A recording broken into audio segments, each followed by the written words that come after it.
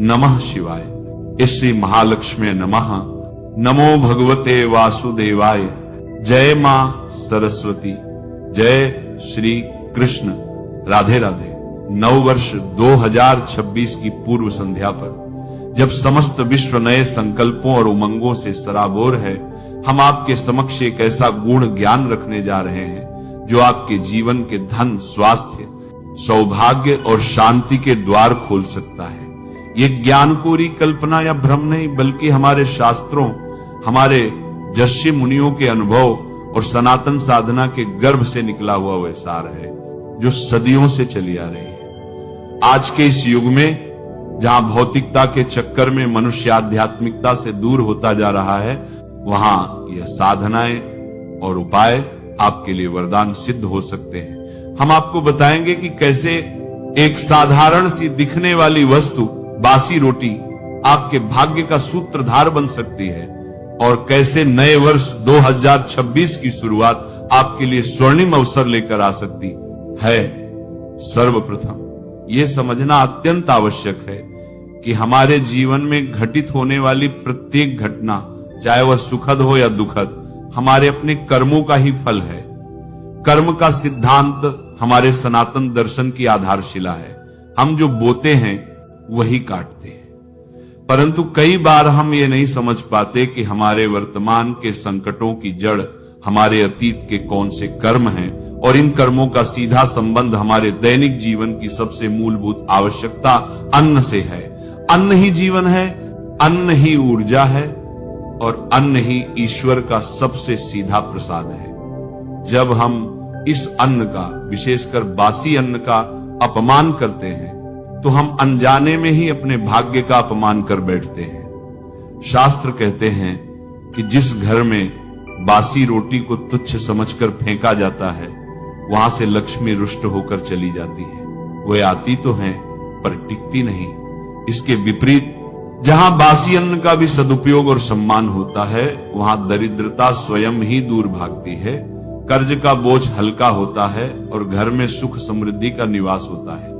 अब हम आपको विस्तार से उन 5 प्रमुख समस्याओं के समाधान बताएंगे जो अधिकांश लोगों के जीवन में बाधा बनकर खड़ी रहती है। इन सभी का समाधान बासी रोटी के माध्यम से संभव है, किंतु इन उपायों को करने से पहले कुछ सामान्य नियमों का पालन अवश्य करें, नहीं तो फल की प्राप्ति नहीं होगी। पहला नियम, ये उपाय पूर्णतः गुप्त रखें। जिस दिन आपने किसी दूसरे को बताया, उसी दिन से इसकी शक्ति क्षीण होने लगेगी। दूसरा, इसे हंसी मजाक या संशय की भावना से न करें, कर्म कोई खेल नहीं है। तीसरा, इन क्रियाओं को करते समय मोबाइल फोन या किसी अन्य विचलित करने वाली वस्तु से दूर रहें। चौथा, इन्हें करते समय मन में जरा सा भी संदेह न आने दें। पूर्ण श्रद्धा और विश्वास आवश्यक है। पांचवा, ये उपाय केवल वही करें जो वास्तव में पीड़ित हैं, दिखावे के लिए नहीं। ईश्वर भावना देखता है, दिखावा नहीं। पहली समस्या एवं समाधान, कर्ज से मुक्ति। कर्ज केवल एक आर्थिक समस्या नहीं है, यह एक मानसिक यंत्रणा है जो रातों की नींद और दिन का चैन छीन लेती है। व्यक्ति चाहे कितनी भी मेहनत कर ले, कर्ज का पहाड़ घटता नहीं बल्कि और बढ़ता ही प्रतीत होता है। शास्त्रों के अनुसार ये पूर्व जन्मों के अधूरे लेखे जोखे या वर्तमान जन्म के कुछ अनजाने कर्मों का फल हो सकता है। इससे मुक्ति पाने का उपाय शनिवार के दिन करना चाहिए, क्योंकि शनिवार कर्म फलदाता ग्रह का दिन है। सप्ताह के इस दिन जब व्यक्ति अपने कर्मों के प्रति जागरूक होता है तो शनिदेव की कृपा प्राप्त होती है। इस उपाय को करने की विधि इस प्रकार है। शनिवार की सुबह सूर्योदय से पहले उठकर स्नान आदि से निवृत्त होकर शांत चित्त हो जाएं। अपने घर की रसोई से रात की बची हुई एक बासी रोटी ले। ध्यान रहे, यह रोटी बाजार या होटल की न हो, अपने घर की ही हो। इस रोटी पर काले तिल रखें। काले तिल शनिदेव को अत्यंत प्रिय हैं और इन्हें कर्ज का भक्षक माना गया है। अब इस रोटी को लेकर बिना किसी से बात किए, मोबाइल फोन आदि को छोड़कर पीपल के वृक्ष के पास जाएं। पीपल का वृक्ष पवित्रता और शुद्धि का प्रतीक है। यह नकारात्मक ऊर्जा को अपने भीतर समाहित कर लेता है। पीपल के नीचे इस रोटी को रख दें और मन ही मन या अत्यंत धीमे स्वर में प्रार्थना करें, हे कर्म फलदाता, मैंने जाने अनजाने जो भी कर्म किए उनके कारण जो कर्ज का बंधन मुझ पर चढ़ा है उसे अब काट दीजिए। मैं कर्ज नहीं अपने कर्तव्यों का निर्वहन करना चाहता हूं। प्रार्थना के पश्चात वहां से तुरंत लौट आएं और पीछे मुड़कर न देखें। पीछे मुड़कर देखने का अर्थ है कि आप अतीत के बोझ को फिर से अपने ऊपर लाद रहे हैं। इस उपाय के पश्चात आप पाएंगे कि आपके कर्ज चुकाने के रास्ते स्वतः ही खुलने लगेंगे। कोई रुका हुआ भुगतान मिलेगा, अनपेक्षित सहायता मिलेगी और सबसे महत्वपूर्ण, आया हुआ धन आपके पास टिकने लगेगा। दूसरी समस्या एवं समाधान। विवाह में विलंब विवाह जीवन का एक पावन बंधन है, किंतु जब यह बंधन बनने में अनावश्यक विलंब हो तो यह मन में एक गहरी पीड़ा और अशांति उत्पन्न कर देता है। माता पिता की चिंता, समाज के प्रश्न और आत्म संदेह व्यक्ति को हताश कर देते हैं। शास्त्र कहते हैं कि विवाह में विलंब अक्सर पूर्व जन्म के किसी वचन भंग, पितृदोष या वर्तमान कर्मों के असंतुलन के कारण होता है। इस समस्या के निवारण के लिए सोमवार का दिन अत्यंत शुभ है, क्योंकि सोमवार चंद्रदेव का दिन है और चंद्रमा मन, भावनाओं और सौम्यता का कारक है। इस उपाय की विधि यह है, सोमवार की रात भोजन के पश्चात जो रोटी बची हो उसे सुरक्षित रख लें। मंगलवार की सुबह उस बासी रोटी के 2 टुकड़े कर लें। पहला टुकड़ा गाय को खिला दें। गाय हमारी माता है, वह समस्त पवित्रता और करुणा की साक्षात प्रतिमूर्ति है। गाय को अन्न देने से घर की सभी रुकावटें धीरे धीरे दूर होने लगती हैं। दूसरा टुकड़ा कौवे को दें। कौवे को अशुभ समझा जाता है, परंतु शास्त्र इसे पितरों का दूत मानते हैं। विवाह में बाधा पितृ दोष के कारण भी हो सकती है। कौवे को अन्न देने से पितृ प्रसन्न होते हैं और आशीर्वाद देते हैं। इस पूरी क्रिया को करते समय मन में किसी विशिष्ट व्यक्ति के लिए जिद या हठ न करें, केवल इतनी भावना रखें, हे प्रभु, मेरे लिए जो उचित और कल्याणकारी साथी हो वही शीघ्र मेरे जीवन में आए। इस उपाय से धीरे धीरे रिश्तों के अवसर बनने लगेंगे, परिवार का नजरिया बदलेगा और उचित विवाह शीघ्र ही संपन्न होगा। तीसरी समस्या एवं समाधान। गरीबी और धन का न टिकना।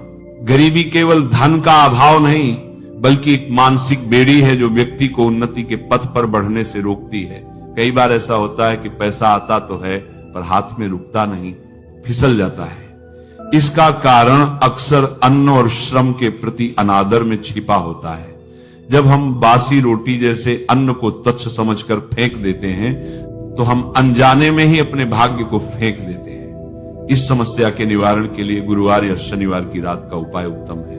गुरुवार या शनिवार की रात बची हुई बासी रोटी लें, उस पर थोड़ा सा गुड़ और कुछ चावल के दाने रखें। गुड़ जीवन की कड़वाहट को मिठास में बदलने का प्रतीक है और चावल पूर्णता व निरंतरता का। इसे हाथ में लेकर कुछ क्षण अपने जीवन के संघर्षों को याद करें और स्वीकार करें कि कहीं न कहीं कोई भूल हुई है। अगले दिन सूर्योदय से पहले इस रोटी को लेकर किसी ऐसे स्थान पर जाएं जहां गाय आती जाती हो। रोटी को वहां रख दें या गाय को खिला दें। मन में प्रार्थना करें, हे अन्नपूर्णा माता, मैंने कभी अन्न या श्रम का अपमान किया हो तो क्षमा करें। मेरे जीवन से अभाव का संस्कार निकाल दीजिए और मुझे धन के योग्य बना दीजिए। बिना पीछे देखे लौट आएं। ये उपाय आपको रातों रात करोड़पति नहीं बनाएगा, परंतु आपके मन से गरीबी का डर दूर करेगा, अनावश्यक खर्च रोकेगा और धन को स्थिर करेगा। चौथी समस्या एवं समाधान। दीर्घकालीन बीमारी। जब शरीर लगातार बीमार रहे, दवाएं असर न करें और मन भय से भर जाए तो समझ लेना चाहिए कि यह केवल शारीरिक रोग नहीं बल्कि कर्मों का भार भी हो सकता है। शरीर, मन और कर्म का गहरा संबंध है। बासी रोटी का यह उपाय रविवार के दिन करना चाहिए, क्योंकि रविवार सूर्य देव का दिन है और सूर्य शरीर में जीवन शक्ति और रोग प्रतिरोधक क्षमता का कारक है। रविवार की सुबह घर की बासी रोटी लें, उसके साथ थोड़ा गुड़ रखें। गुड़ यहां कठिनाइयों को स्वीकार करने का प्रतीक है। इस रोटी और गुड़ को लेकर किसी चींटी की बाबी या उनके बहुतायत में आने जाने वाले स्थान पर रख दें। चींटी सामूहिकता, परिश्रम और अन्न के प्रति सम्मान का प्रतीक है। रखते समय मन में किसी प्रकार की शिकायत न रखें, केवल स्वीकार का भाव रखें और प्रार्थना करें, हे जीवन दाता, मैंने जाने अनजाने अपने शरीर का या अन्न का अपमान किया हो तो क्षमा करें। मेरे शरीर को पुनः स्वस्थ होने की शक्ति और अनुमति दीजिए। यह उपाय दवा का विकल्प नहीं, बल्कि शरीर की स्वस्थ लाभ की क्षमता को जागृत करने का साधन है। इससे धीरे धीरे दवाओं का असर होने लगेगा, मन हल्का होगा और स्वास्थ्य में सुधार आएगा। 5वीं समस्या एवं समाधान। 2026 नए साल के लिए समग्र कल्याणकारी उपाय। नया साल नई आशाओं, नई योजनाओं और नए संकल्पों का समय है, परंतु सफलता के लिए केवल योजनाएं ही नहीं, बल्कि पुराने बोझ को उतार फेंकना भी आवश्यक है। 31 दिसंबर 2025 की रात, यानी नए साल की पूर्व संध्या पर एक विशेष उपाय करें जो पुराने वर्ष की नकारात्मकता को विदा करे और नए वर्ष 2026 को मंगलमय बनाए। 31 दिसंबर की रात भोजन के पश्चात जो रोटी बचे उसे सुरक्षित रख लें। उस पर थोड़ा गुड़ मिठास के लिए, कुछ चावल के दाने पूर्णता के लिए और एक तिल बोझ हल्का करने के लिए रख दें। 1 जनवरी 2026 की सुबह सूर्योदय से पहले इस रोटी को लेकर किसी पशु पक्षियों के आवागमन वाले स्थान पर जाएं। रोटी को वहां रखते हुए मन में भाव रखें कि पुराने साल का सारा तनाव, सारे अधूरे कर्म और सारी नकारात्मक ऊर्जा इस रोटी के साथ विदा हो रही है। मन ही मन प्रार्थना करें, हे ईश्वर, नए वर्ष 2026 में मेरे जीवन में संतुलन, स्थिरता और सुकून बना रहे। जहां आवश्यकता हो वहां अवसर दीजिए, जहां कमजोरी हो वहां बल दीजिए और जहां सफलता मिले वहां विनम्र रहना सिखाइए। इसके पश्चात लौट आएं और पीछे मुड़कर न देखें। यह उपाय पूरे वर्ष आपके जीवन में संतुलन बनाए रखेगा, धन स्वास्थ्य की रक्षा करेगा और मानसिक शांति प्रदान करेगा। धन के आगमन और स्थिरता के लिए एक अत्यंत गुप्त और प्रभावी उपाय है जो 2026 के पहले शनिवार को किया जाना चाहिए। पर्स केवल नोट रखने का साधन नहीं, बल्कि आपकी धन ऊर्जा का केंद्र है। इस उपाय के लिए पीपल के वृक्ष की जड़ का एक छोटा सा सूखा हुआ, स्वतः जमीन से गिरा हुआ टुकड़ा चाहिए। इसे कभी ना तोड़ें, केवल उठाएं। इसे गंगा जल से शुद्ध करके लाल कपड़े में लपेटकर अपने पर्स में बड़े नोटों वाले खाने में रख दें। ये जड़ धन को जमीन से बांध देगी, उसे स्थिर करेगी। ध्यान रखें, पर्स को कभी जमीन पर न रखें, उसमें फटे नोट या अनावश्यक कागज न रखें और इस रहस्य को किसी को न बताएं। यदि ये जड़ कहीं खो जाए तो समझ लें कि इसने अपना काम पूरा कर लिया है। नए साल 2026 के लिए विशेष सावधानियां और शुभ कार्य। नए साल के पहले दिन कुछ बातों का विशेष ध्यान रखना चाहिए ताकि पूरा वर्ष शुभता से भरा रहे। 1. न करें, साल के पहले दिन किसी से झगड़ा वाद विवाद न करें। तामसिक भोजन, मांस, मदिरा आदि का सेवन न करें। किसी से कर्ज न लें और न ही दें। धारदार वस्तुएं, चाकू, कैंची आदि न खरीदें। 2. अवश्य करें, सफेद वस्त्र, चीनी, दूध, घी या आटे का दान करें। माता पिता और गुरुजनों का आशीर्वाद लें। गाय को हरा चारा और गुड़ रोटी खिलाएं। 3. घर से हटाएं, नए साल से पहले घर से टूटा शीशा, मुरझाए फूल, युद्ध के चित्र, खंडित मूर्तियां, अनावश्यक कबाड़ और मकड़ी के जाले साफ कर दें। ये नकारात्मक ऊर्जा का स्रोत हैं। 4. घर लाएं, नए साल पर तुलसी का पौधा, धातु का कछुआ, दक्षिणावर्ती शंख या मोरपंख लाना शुभ होता है। इनसे घर में सकारात्मक ऊर्जा का संचार